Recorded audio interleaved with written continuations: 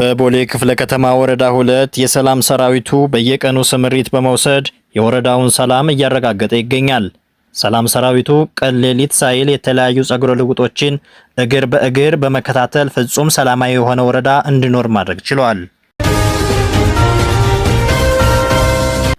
በቦሌ ክፍለ ከተማ ወረዳ 2 የአስተዳደር ህንጻ እየተገነባ ነው።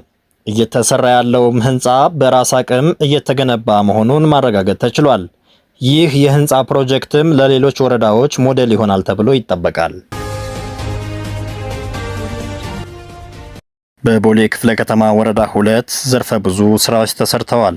በቦሌ ክፍለ ከተማ ወረዳ 2 የዋንጫ ቃል ኪዳን ስምምነት ከተፈጸመ ጀምሮ ሁሉም አመራር ከቢሮ ይልቅ ብሎክ ላይ በማዘውተር ከብሎክም ባለፈ የወረዳውን ገጽታ እንዲቀየር በማድረግ አመራሩ የራሱ የሆነ ሚና ተጫውቷል። በመቀጠልም ይህ ስራ ሲሰራ በብሎክና በቀጠና ደረጃ የህብረተሰቡ ሚና ከፍተኛ እንደነበር አይዘነጋም።